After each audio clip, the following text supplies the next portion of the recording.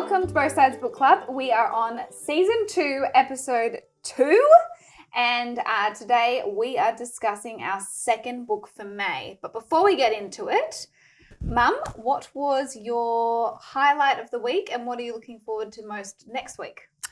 Wow. Well, the highlight of my week part of last week I was in Tassie, so that was really good. Had a fantastic holiday, spent a few days on Bruny Island, caught up with some family, did all kinds of things, but the absolute highlight was Mother's Day. Aww. I had my sister has come over from New Zealand, so haven't seen her for 18 months, and she was here. Yeah. And you guys were here, and we went for a picnic and had a lovely, lovely day. Yeah. And what are you looking forward to most next week? Baby Chino. Oh, but we don't know. It can't happen. It could not happen. We don't know. We don't know. That's just what I'm going to say. What about you? Highlight of the last week. It's difficult because we're spending so much time together that I feel like my highlights are your highlights too. Mother's Day was really lovely. I was unsure of whether or not I'd qualify as celebrating Mother's Day. I was like, do I qualify yet or yes. not? What do you think? I said yes. Mum said yes. So Mum and my auntie got me some beautiful flowers and a toy for little baby to be. And we had a really lovely day. So that was probably a highlight. I felt really good that day. So that was lovely. Mm-hmm. And what am I looking forward to most next week? Well, I feel like at this point it's so touch and go, and I'm not really making any plans because the baby could come out whenever. So probably just looking forward to taking it easy. You're having a massage, I think, aren't you? Yep, I am. That's getting that. definitely that something to look forward to. Definitely. And I think one of the beautiful things about pregnancy is they tell you to sleep while you can. However, sleeping is actually very difficult. So I'm seeing a lot of sunrises. So I actually look forward to that, having a little coffee and quiet time and watching the sunrise. Yeah. So that is what I'd be looking forward to. Now, on to the book. Okay, so the book that we have been reading, our second book for May, is The Truth About Her by Jacqueline and Maley. And what a great book that was, particularly for Mother's Day.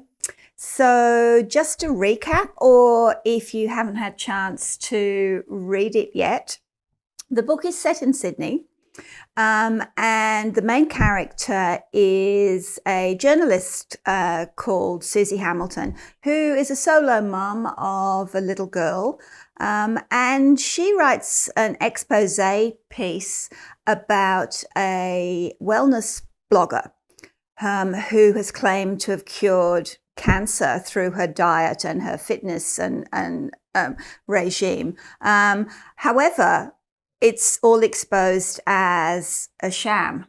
And I'm not giving anything away because it happens really, really early in the book to say that Tracy Doran, the fitness blogger, kills herself because of the article.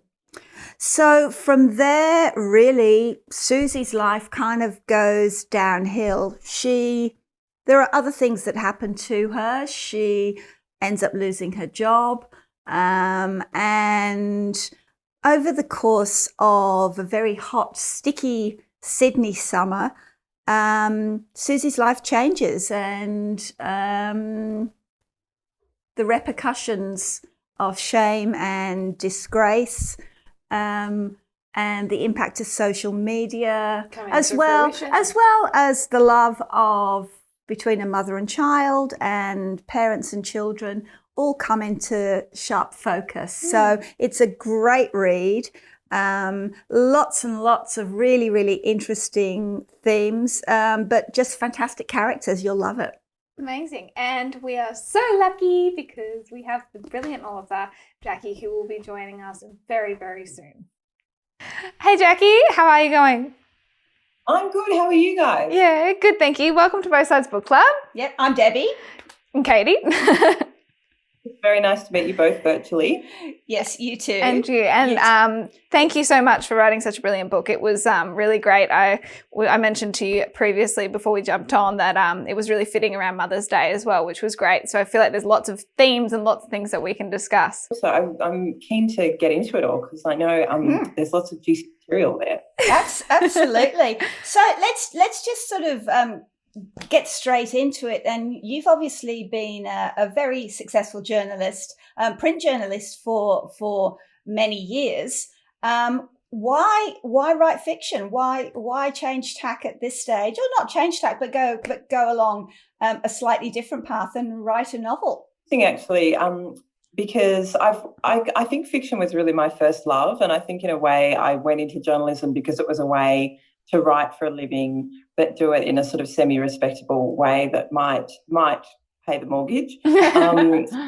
You know, I have always loved novels. I've always had my head in a novel, and in fact, I read way more fiction than I do non-fiction. I should probably read more non-fiction for my job. So I've just always really loved literature, and I've always wanted to write a book, and I've always kind of just written creatively on the side. And this was I had an attempt at a novel. I wrote a full manuscript for a novel before this one, and that one didn't work out for various reasons, which ended up being fortuitous.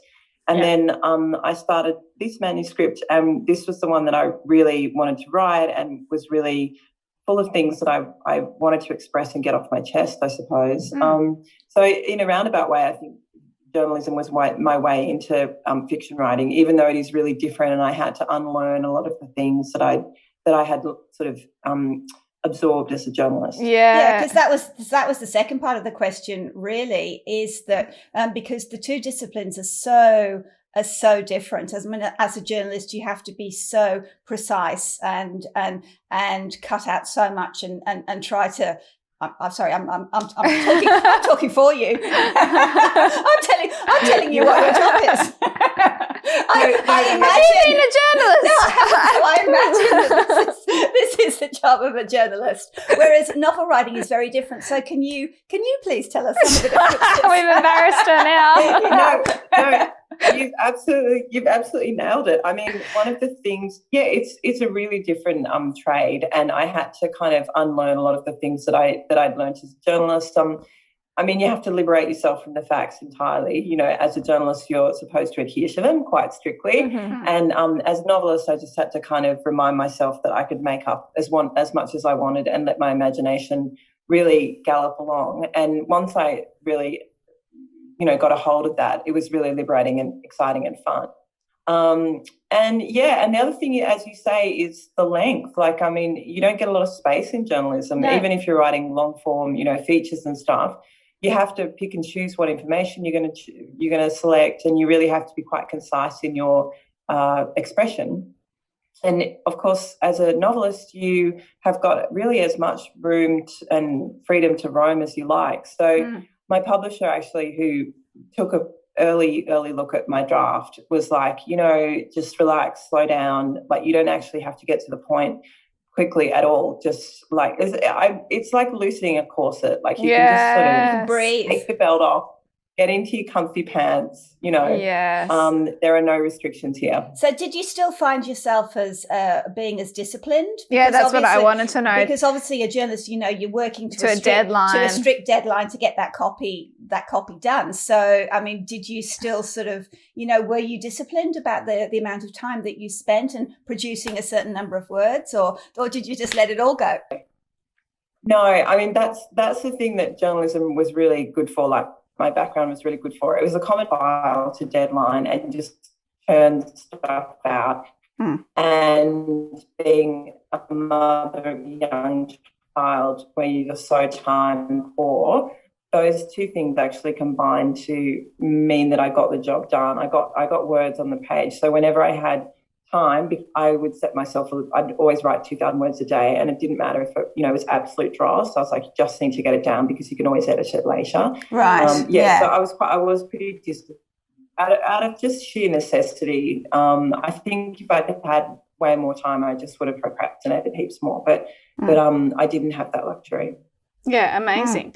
So With your with writing this novel, what sort of research went into it? Because when you're reading it, there's definitely these parallels between Tracy and the story of Belle Gibson. And was that sort of like a main catalyst for writing the story, or was it something that inspired you, or was there any sort of influence from that story? I sort of worked backwards. I knew that my main character would be disgraced. Like, that was sort of, I guess, the starting point. I knew who my main characters were, and I just had this sense that something terrible had happened to her, and she had been disgraced in various areas of her life. And I was thinking a lot about consequences and, the stories that we write and the stories that we tell about other people and ourselves. Like, what are the consequences of those in a real world context? Totally. And I thought, what's the worst thing that could happen out of a story that you wrote? And, this was the answer. And I don't think it's spoiling for your listeners to say that, because it happens very early on in the book, that basically the journalist writes an expose of a sort of fraud, a wellness blogger fraud, who then kills herself after the expose is published. So I thought, that's happened. And then, I had read about the Belle Gibson case, and I've been fascinated by it. I'm fascinated by frauds, and I think everybody is, because we read a lot about them. We've had the case of Michelle Caddick in Sydney recently, who sort of fascinated everybody, that she swindled, her partner, her family. She was sort of a pathological liar and swindler. And Belle Gibson would appear to be a similar kind of person. And I'm just fascinated by that, because I'm always fascinated by people who lie so proficiently to other people. I just always wonder how much they're lying to themselves. Do they believe Totally to a certain extent what they're telling people? I think they would have to. Doing it sort of completely consciously. And that, to me, is a very human thing, because I think we all lie to ourselves in small ways and large. And sometimes we tell ourselves nice lies to make, we say that we tell ourselves that we're fine when we're not fine, or whatever. Totally. But we all lie, right? We all lie to ourselves. And this is just that to an extreme extent. So I was really, really fascinated by that idea, and what is it like inside the head of such a person. But once I knew that I wanted to use that kind of person, I actually didn't read a lot about Belle Gibson. I read a bit about it, but I didn't want it to be about her.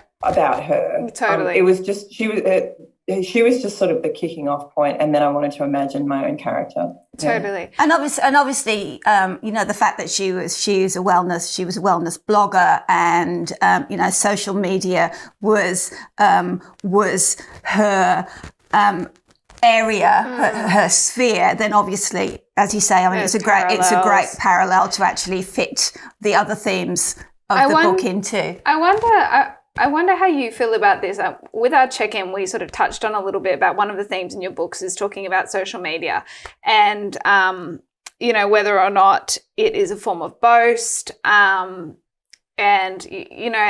when you sort of just before, when you were talking a little bit about when somebody is fraudulent or telling themselves lies or telling everybody lies, do you think that social media has created a platform in which we are able to justify, like, everybody lies a little bit and it's kind of okay to do that?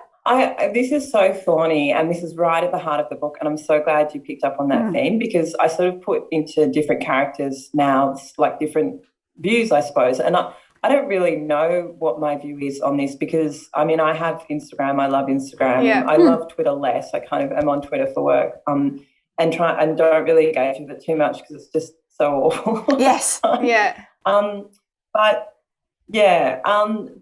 Instagram I actually really like. But it has not escaped my attention, or, other people's, I'm sure, that people present their so-called best selves on Instagram, and, it's all about living your best life. And Totally. even when people sort of do posts where they talk about their struggles, it's often done, it's all curated. Totally. And we can't help but do that, I think, when we talk to people via that platform, because there is just something about the impersonality of it, I think. Totally. So, look, I feel really torn about it because I often think about my own self, like, why am I posting on Instagram? Am I doing it, and it's that whole thing of like, are you enjoying the sunset or are you just taking a photo of the sunset so that you totally can tell people that you're seeing a sunset? Put it out, for other people, I don't know, to admire you. Yeah. But then I think, I look at my Instagram, most of it's my daughter, and it actually, like, it's almost like a photo album for me. Like, it's a sort of, it's a way of memorializing really, cute, special, fun moments. I mean, I love looking at my friends' kids grow up on Instagram. Yeah. I mean, you would have the same experience, right? I mean that exactly. I mean, obviously, we as a book club, we are present on social media, and maybe we'll talk about that in a moment, because that's for a different reason. But my personal Instagram, is if and when I ever get to travel, then I share my my travel pics and where I'm going and so on, because my father, my relatives, my friends are genuine. It's a photo album. It's being able to share those experiences. But I don't take pictures of what I'm eating every day and share that. I mean, it is really, it is. And I very rarely take pictures of myself. I'm not a selfie person. Katie will tell you I hate having photos taken. It's funny that I'm the same, and it's funny that because then I'm of a generation where, like, I only, when I was finishing high school, was only just when social media started.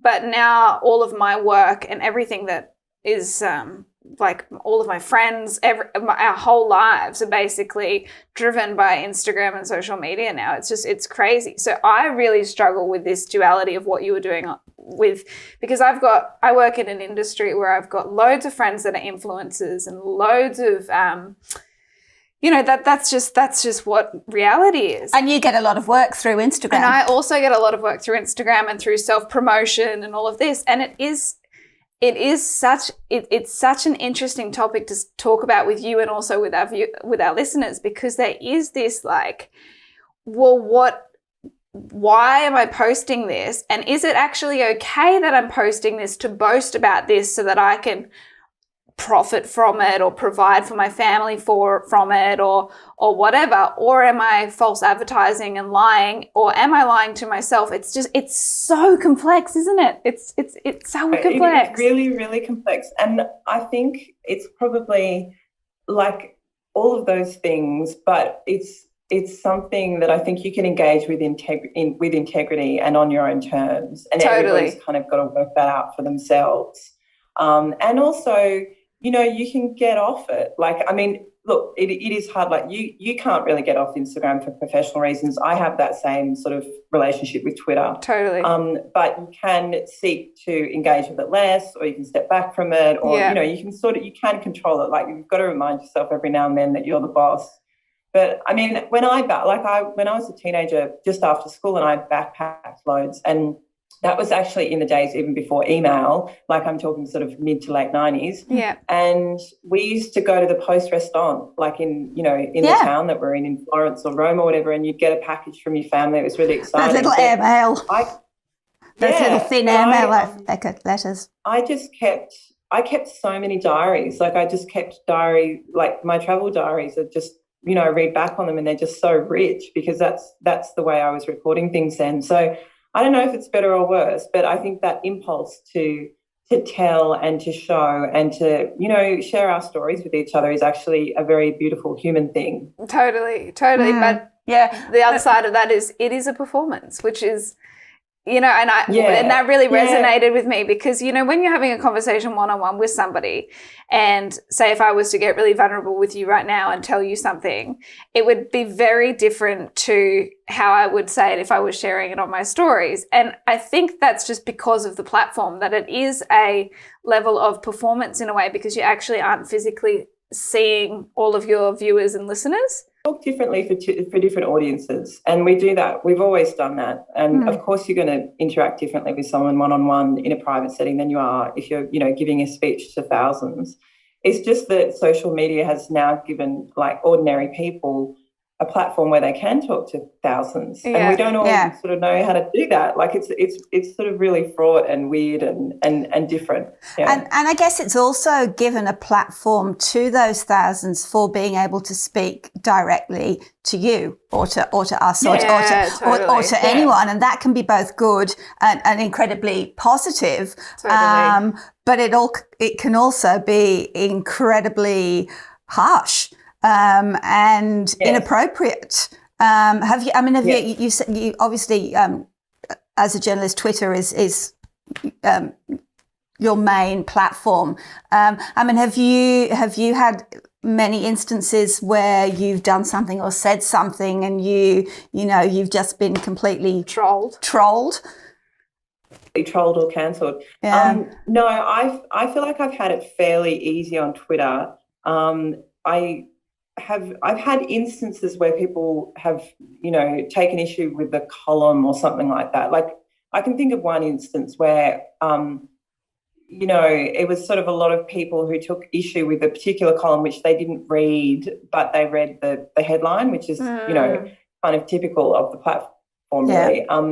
And I was actually with my daughter and my partner, and we were like it was on a Sunday, and we were going on a bike ride, and my phone is just like going crazy. And I'm like, oh my God, all these people have misconstrued what I've said. And like, it was very invasive and very horrible. And I think after that, I just took a real step back from Twitter.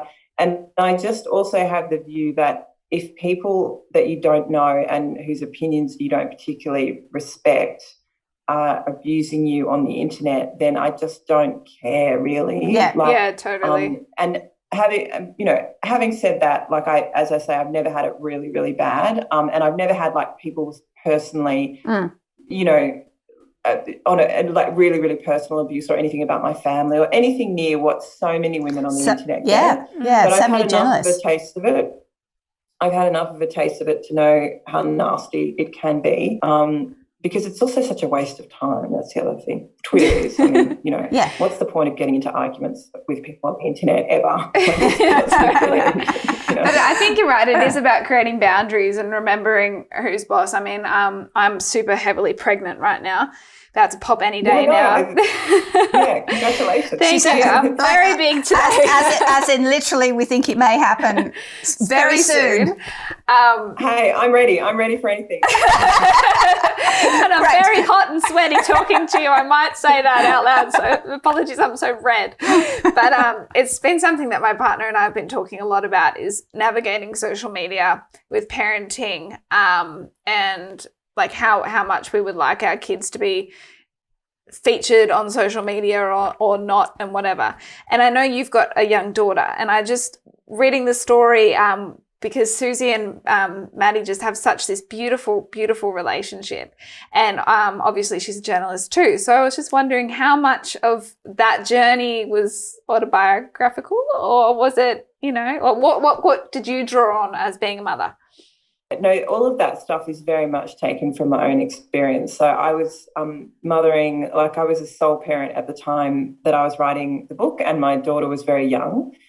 She's 6 now. She just turned 6. And so I was going through all of that, and it was such an intense experience, and it was so full of joy and, happiness, but also difficulty and despair and fatigue and all of these incredibly strong emotions. And it struck me that that experience, particularly the soul motherhood experience, I'd never read a book that had rendered that. We'd never treated it as a serious sort of literary subject. Yeah. And I just thought that was a huge gap in the market, because it's so intense, it's so strong. All of life and, kind of all of feeling is in that time and in that environment and in that experience. So I wanted to write about it, and I wanted to write about single parenthood in a way that was real, but also not sort of a misery memoir. Like I wanted it to be fun and funny, and I wanted to express how funny it is to spend all of your time with a small person, because they're absolute lunatics, and how rewarding it is. and how joyful and tender, and all of the sort of positive stuff as well as the difficulty. I didn't want to varnish it, but I also didn't want to be like, oh my God, this is so hard. There's no. I love the quote you used in the epigraph, the Rossetti, the trouble, and the trouble and the treasure, trouble and treasure, because they are so inextricably linked, aren't they? That's exactly it, and that's what I sort of wanted to talk about in the book as a major theme, that life doesn't come in discrete chunks of good and bad and happy and sad. It's all bound up, and something like the birth of a child is an incredibly joyous event, but it can often be bound up in, more negative emotions, I suppose.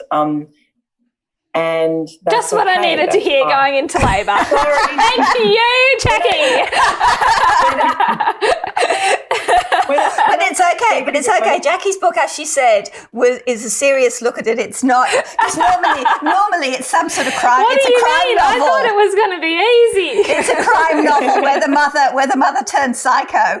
So this, we haven't got any of that. We haven't. It's all good. It's all good. I'm not that naive. Negative emotions is too strong a word. I just mean. No, it's not. Please don't backtrack yourself. You're allowed to feel that way. It's the difficulty and the toughness of it. That we I don't know. As women, I just don't think we need to gloss over that. Like it's totally. But that's also why it's so rewarding, because what have you ever done in your life that's worthwhile that wasn't a bit hard? Totally. Totally. That's the way of it. But even pregnancy, like I've had a pretty rough 9 months. So even there's been so many times where I've just been going, I can't do this anymore, get it out, I can't do it. And then I'm like, oh, how freaking cool is it that I've just grown 2 kidneys? Like that is very cool. I once read this description of pregnancy as it's to be uncomfortable in myriad different ways for 9 months. Yeah. Like, you just different types of uncomfortable. How many different types of uncomfortable can there be? Just when you think that you're at the end of being uncomfortable, you get more uncomfortable. I get more uncomfortable. Yesterday I spent the whole day vomiting in the toilet, and I thought, really, at 38 weeks I'm still vomiting? Like, I thought we were past this. I know. And then you get heartburn, and then you get really tired, but you can't sleep. And, all of that. It's pretty cool. Yeah, and it's worth it. I mean, actually, I'm actually just going to be soppy now because I'm allowed to be. Yeah. So from my perspective as a soon-to-be grandmother, it's kind of what it's all about. I mean, reading your book. I mean, I remember Catie and her sister Maddie, as it is. When they were kids and going through all of that, and now I've got this and soon to have a little grandbaby. I mean, it really doesn't get any better. Beautiful. It doesn't get any better than that. Oh. No, and that's what I wanted to express in the book as well, because I've got sort of 2 mirroring mother relationships. I've got Susie and her daughter Maddie, and they're very much in that sort of early, beautiful stage of motherhood where it's just total mutual enchantment, and it's almost like being in love, like you're really enthralled with each other, and you just the intimacy is so strong, and you can't stop looking at each other and kissing each other, and there's something really, really fervent about it. And then the blogger, Tracy and her mother Jan, who becomes quite a pivotal character in the book, they're kind of at the other end of the motherhood journey where, they're a bit estranged from each other, and they're, Jan finds her daughter kind of incomprehensible and really opaque. She doesn't really know who she is, or she doesn't know what's going on with her. But those early years and that beautiful treasure of early motherhood is still really accessible to her. She never forgets it, and she can go back to it in an instant in her mind. And I think probably, all mothers feel that. So it's like, even if your baby is 40 years old or 50 years old, they're still your baby. And you still remember so clearly. It feels like yesterday that you were breastfeeding them and changing their nappies and all of that lovely early stuff. That's beautiful. Yeah. So let's talk a little bit about Jan, because she's a fabulous character because she just takes you on such a journey. to begin with, you're really not sure about her, and then at the end, you've formed a different opinion. So can you maybe talk to us a little bit about that journey and why it was important to take us on that journey with her? I had this idea of Jan being a very ordinary person. You know, she's a person who is in late middle age. She's a woman. She's had a pretty hard life, but not unlike many, many other women of her generation. She's just worked really hard. She's never earned much money. She's had a divorce. She's had some troubles in her personal life, and she's raised two children who have had some troubles of their own. She's the kind of woman who has done a lot of work and not received much recompense for it, and has almost no social sort of credit, if you like. Yeah. She's one of the so-called invisible women. And I just thought, wouldn't it be great to bring a character like that into the centre of a novel and bring her to life and have her really march into the life of the protagonist and demand to be heard and demand to be seen. And she really makes Susie account for herself to Jan. So I sort of had that idea, and I knew that she would be very angry at Susie because she blames her essentially for the death of her child. But then I wanted their relationship to evolve over time. So without giving too much away, I wanted there to be a little bit of a question in the reader's mind as to her motivations, and that mirrors really the uncertainty that Susie feels when she encounters Jan, because she's like, well, this woman's just like rocked up in my life. I have no idea what she wants or who she is or what her motivations are. Yeah, I mean, I think the way that Jan rocks up as well was also very, very clever. Not only because you wanted her to sort of, to make a big impact, but grief does sort of manifest itself in so many different ways, doesn't it? And and anger is a big part of it. So she wouldn't have been half the character if Susie had come across her, distraught or a lesser woman than, that description of her in the bar is just so powerful, and you can so see her leaning up against the bar, kind of like demanding to be heard. But then as you say, she is, what do I want to say? I guess her, as you say, her life has gone through the path that so many women's life does go through. She has given everything for her husband and the children, and has worked and worked and worked, and really, hasn't been appreciated or recompensed, but she still has that grief and that anger. I just was really, like, some of my favourite writers, I'm thinking particularly of like Elizabeth Strout. I don't know if you've read any of her books, but she has this gift. She only ever writes about really ordinary people, small town people who have small town lives and small town tragedies, really. And she writes about them with such tenderness and such humanity, and she makes them the most fascinating people in the world.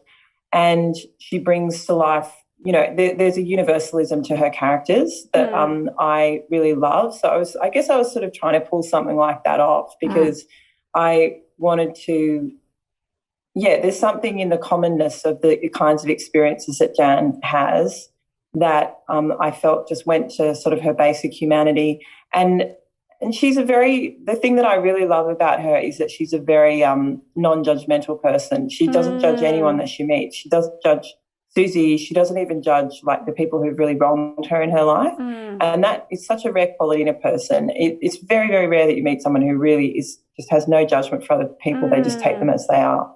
And no judgment, but still like the fire and drive to make it right. She's so passionate. She's strong.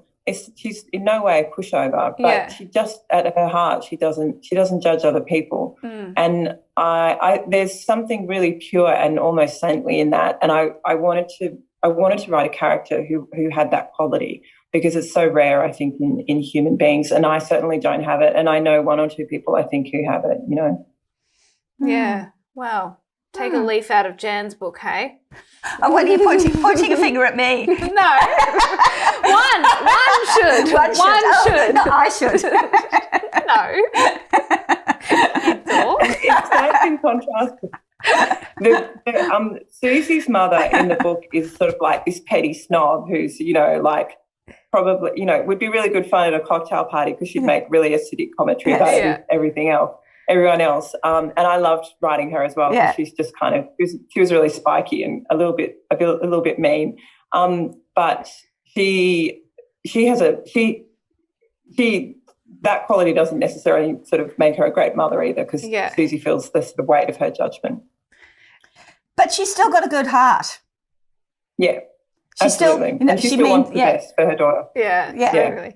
Well, Jackie, you've absolutely nailed the fiction. Thank you very much for absolutely nailing fiction. And are you going to write another fiction? And if not, then can you please write another one? I am. I'm working on it at the moment. Although, not as it's hard with the demands of work and mothering and all of that. But I am. I'm a little bit of the way in, and I'm taking most of June off to sort of get a real cracking start on it. So I'm writing another book for HarperCollins, and I've got a vague idea about what it's about and the main characters and stuff. And generally, I mean, I sort of want it to be set in the world of kitchens, the world of restaurants, and I want it to be about hunger of different types. So, it sounds like sex. Sounds like there might be some sex in this one.